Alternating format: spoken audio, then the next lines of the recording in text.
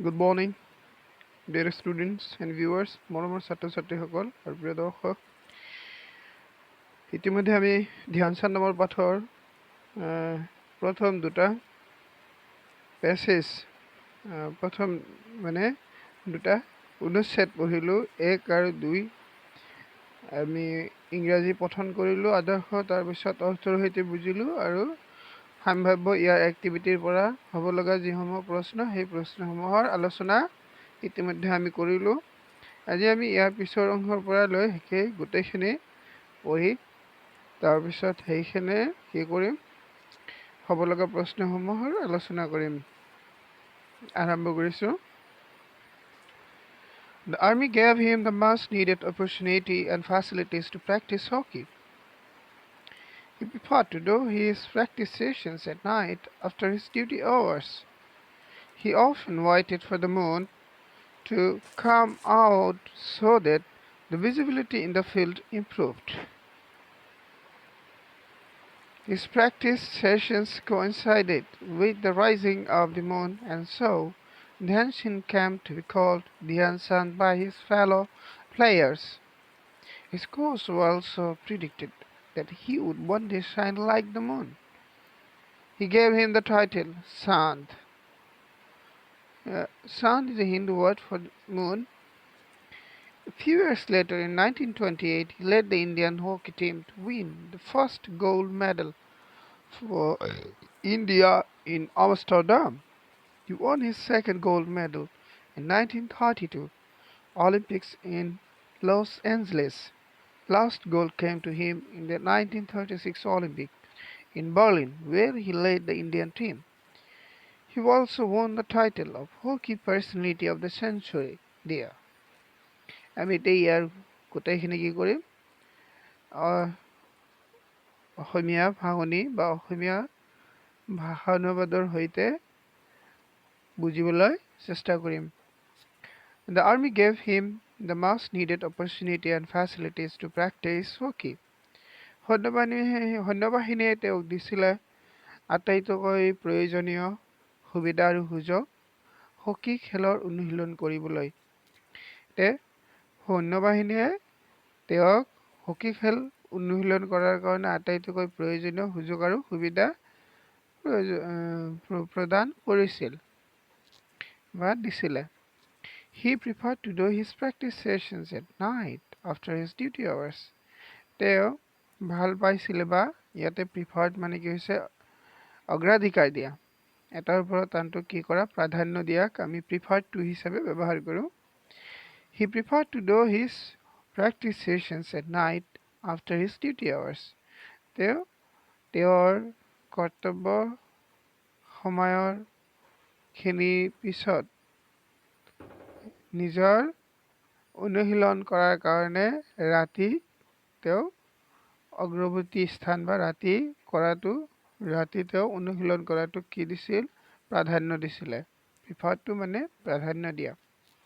He often waited for the moon to come out so that visibility in the field improved. তেওঁ প্ৰায় অপেক্ষা কৰিছিলে চন্দ্ৰ উঠালৈকে, যাতে কি হয়, খেলৰ পথাৰত যি দেখিব পৰা দৃশ্যমান হোৱাটো কি হয়, বেছি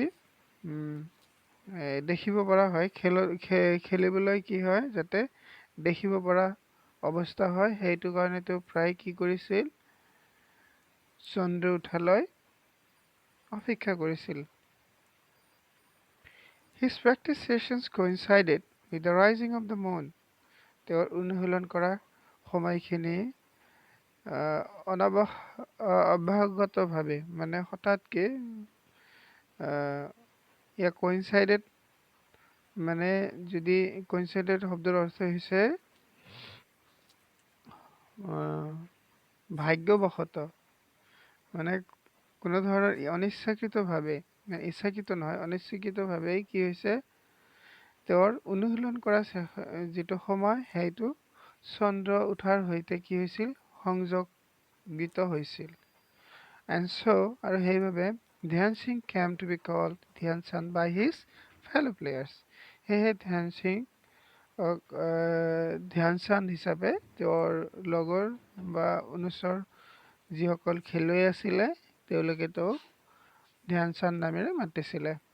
His coach also predicted that he would one day shine like the moon.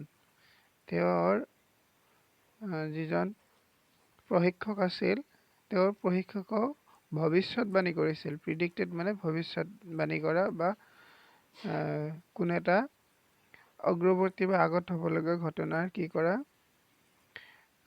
উমান দিয়া বা কৈ দিয়া এই ধৰণক আমি কি বুলি কওঁ ভৱিষ্যতবাণী কৰা প্ৰিডিক্টেড। His coach also predicted তেওঁৰ প্ৰশিক্ষকেও আনকি ভৱিষ্যতবাণী কৰিছিল that he would one day shine like the moon. তেওঁ চন্দ্ৰৰ দৰে এদিন জিলিকি থাকিব। He gave him the title Sun. তেওঁক উপাধি দিছিলে চান্দ। The চান্দনো কি আমি জানিম। Chand is a Hindi word for moon. আমি সকলোৱে জানো চান্দ শব্দটো এটা হিন্দী শব্দ যাৰ অৰ্থ হৈছে কি চন্দ্ৰ। তাৰ পিছলৈ লক্ষ্য কৰিম এতিয়া।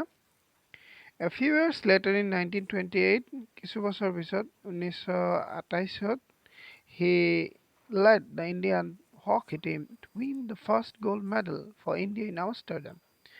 আমষ্টাৰডামত হোৱা যি হকী খেল মানে অলিম্পিক খেলৰ ভাৰতীয় দলক তেওঁ কি কৰিছিলে প্ৰথমটো সোণৰ পদক দিয়াইছিলে বা ভাৰতৰ কাৰণে তেওঁ প্ৰথমটো সোণৰ পদক অৰ্জন কৰিছিলে। He won his second gold in the 1932 Olympics in Los Angeles. আৰু তেওঁৰ দ্বিতীয়টো সোণৰ পদক 1932 লছ এঞ্জেলেছৰ অলিম্পিক খেলত লাভ কৰিছিল। The last gold came to him. শেষৰটো সোণৰ পদক আহিছিলে তেওঁলৈ in the 1936 Olympics in Berlin. 1936 চনৰ বাৰ্লিন অলিম্পিকত where he led the Indian team. য'ত তেওঁ ভাৰতীয় দলক প্ৰতিনিধিত্ব কৰিছিল বা ভাৰতীয় দলক তেওঁ কি কৰিছিল নেতৃত্ব দিছিল। He also won the title of hockey personality of the century year. তেওঁ তাতে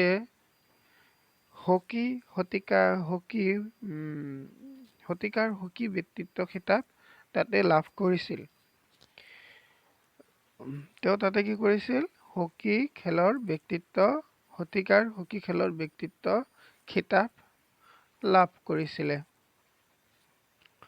এতিয়া আমি এইখিনি অৰ্থৰ সৈতে বুজিলো ধুনীয়াকে।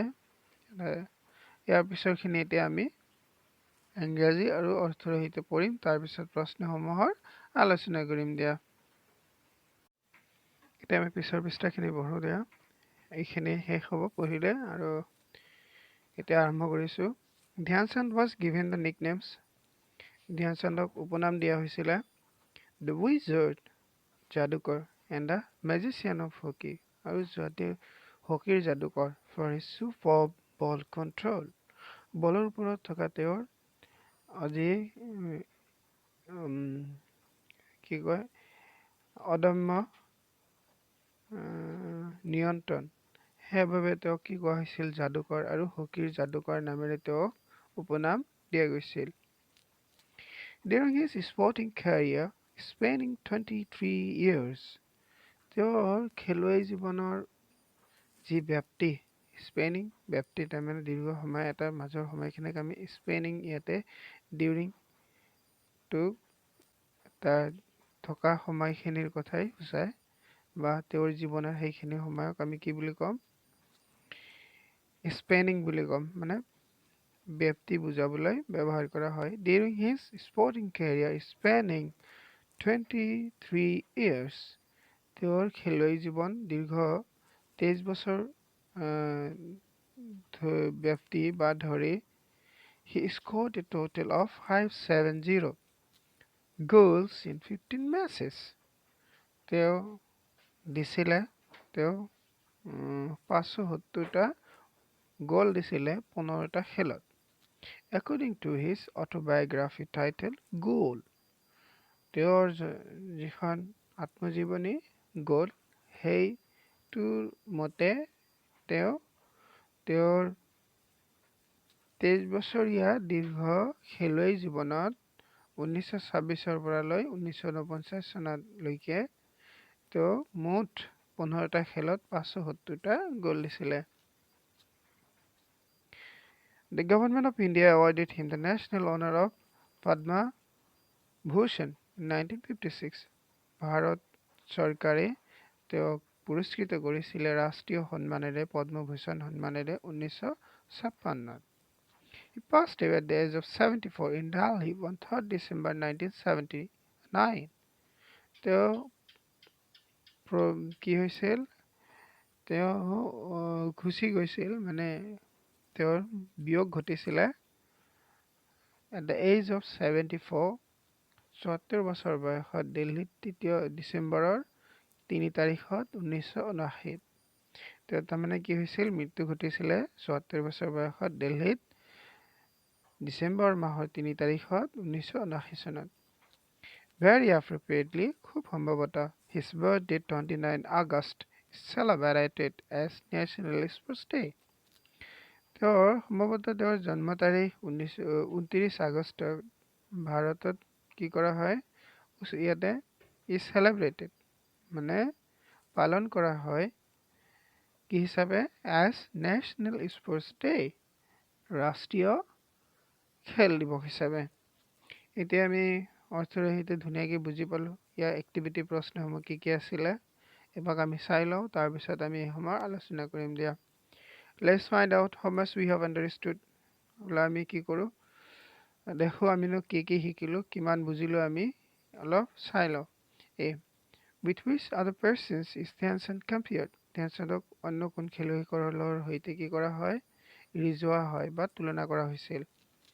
বি, এইটো আমি পঢ়িছোঁ, বোলে কাৰ লগত কৰা হৈছিল, বোলে তেওঁক কাৰ লগত কৰা হয়, ইয়াতে আছিলে, it is said Hot Pele is to football and Muhammad Ali is to boxing.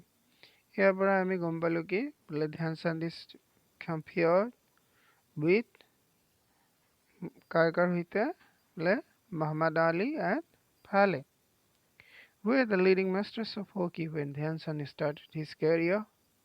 এইটো আমি পাঠৰ পৰাই উত্তৰটো দিব পাৰিম। বোলে ধ্যান চান্দে যেতিয়া তেওঁৰ খেলুৱৈ জীৱনৰ আৰম্ভণি কৰিছিল, তেতিয়া এই খেলত কোন সকলো কি আছিল, আগ্ৰহী আছিল বা লিডিং মাষ্টাৰ্ছ আছিলে। ইয়াতে পঢ়িলোঁ, till the arrival of Dhyan Chand, the Europeans and the Americans were the leading masters of the game. ইয়াতে গতিকে আমি ইয়াৰ পৰা গম পালে কি, বোলে পাঠটো আমি যদি ভালকৈ পঢ়ি পাওঁ তেনেহ'লে আমি ধুনীয়াকৈ আনচাৰকেইটাও কৰিব পাৰিম।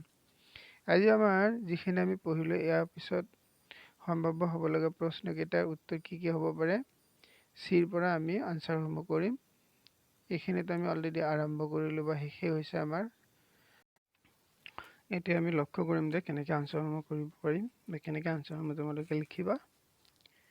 এইটো এই নম্বৰটো আছিলে কি, with which other sports persons is Dhyan Chand compared? Answer, Dhyan Chand is compared with Muhammad Ali and Pele. এনেকৈ লিখিলে হ'ল। B, who are the leading masters of hockey when Dhyan Chand started his career? The Europeans and the Americans were the leading masters of the game when Dhyan Chand started his career. Answer হৈ গ'ল। C, when did the turning point in Dhyan Chand's life come? ধ্যান চান্দৰ জীৱনলৈ সুযোগ দিশ বা কি জীৱনৰ গতিপথ সলাই দিব পৰা যি দিশ কেতিয়া আহিছিলে। আনচাৰ হ'ব কি, এনেকৈ আমি লিখিম, the turning point of his life came when he joined the British Indian Army at the age of 16. দি কি হ'ব আনচাৰটো আমাৰ, how did Dhyan Singh become Dhyan Chand? ধ্যান চান্দ কেনেকৈ ধ্যান চান্দ হ'ল। Answer, his practice sessions coincided with the rising of the moon, and so Dhyan Singh came to be called Dhyan Chand by his fellow players. তেওঁৰ যি অনুশীলনীৰ সময় আছিল, চন্দ্ৰ উঠোৱাৰ সময়লৈকে সৈতে কি আছিল, মানে সংযোগ ঘটিছিলে, সেয়েহে ধ্যান সিঙক ধ্যান চান্দ নামেৰে তেওঁৰ লগৰ বা অনুচৰ খেলুৱৈসকলে মাতিছিল। Why did Dhyan Chand win title Hockey Personality of the Century. ধ্যানচাঁদে ক'ত শতিকাৰ হকী খেলৰ ব্যক্তিত্ব উপাধি বা খিতাপ লাভ কৰিছিল? আনচাৰটো আমি কি দিম? Answer: Dhyanchand won the title Hockey Personality of the Century in 1936 Berlin Olympics, Germany. ধ্যানচাঁদে লাভ কৰিছিল শতিকাৰ হকী খেল ব্যক্তিত্ব খিতাপ বাৰ্লিন অলিম্পিকত 1936 জাৰ্মানীত। এয়া আমি পঢ়িলোঁ। তাৰপিছত F, what is his birthday celebrated as? তেওঁৰ জন্মদিন কি হিচাপে পালন কৰা হয়? আনচাৰ হ'ব কি? উত্তৰ: his birthday 29 August is celebrated as national sports day in India. ভাৰতত ৰাষ্ট্ৰীয় খেল দিৱস হিচাপে তেওঁৰ জন্মদিন 29 আগষ্ট তাৰিখটো পালন কৰা হয়। G, why was he given the nicknames the wizard and the magician of hockey? তেওঁক কি উপনাম দিয়া গৈছিলে? কি যাদুকৰ আৰু হকীৰ যাদুকৰ নামেৰে। আনচাৰ হ'ব কি? Dhyanchand was given the nicknames the wizard and the magician of hockey for his superb ball control. তো বলৰ ওপৰত থকা কি যি অদম্য শক্তিশালী বা শ্ৰেষ্ঠ যি নিয়ন্ত্ৰণ আছিলে, এই নিয়ন্ত্ৰণৰ কাৰণেই তেওঁক কি কোৱা হৈছিলে? দ্য উইজাৰ্ড বা যাদুকৰ আৰু হকীৰ যাদুকৰ হিচাপে তেওঁক আখ্যায়িত বা আখ্যায়িত কৰা হৈছিল বা উপনাম দিয়া হৈছিল তেওঁক যাদুকৰ হিচাপে আৰু হকীৰ যাদুকৰ হিচাপে। এয়া আমি বুজিলোঁ। বোলে তেওঁক কি কোৱা হৈছিল? দ্য উইজাৰ্ড যাদুকৰ, আৰু কি কোৱা হৈছিল? বোলে দ্য মেজিচিয়ান অফ হকী, হকীৰ যাদুকৰ বুলি তেওঁক কোৱা হৈছিলে। ইহৰ বাবে বলৰ ওপৰত থকা তেওঁৰ যি অদম্য বা যাক আমি কি বুলি কওঁ শক্তিশালী নিয়ন্ত্ৰণ, সেইটোৰ কাৰণে তেওঁক এই উপনাম দিয়া হৈছিলে। আমি গোটেইখিনি প্ৰশ্ন যি লৈকে পঢ়িলোঁ আমাৰ এইখিনি আমি যেতিয়া পৰীক্ষাত প্ৰশ্ন আহিব ঠিক এনেকৈ আমি আনচাৰকেইটা কৰি দিম।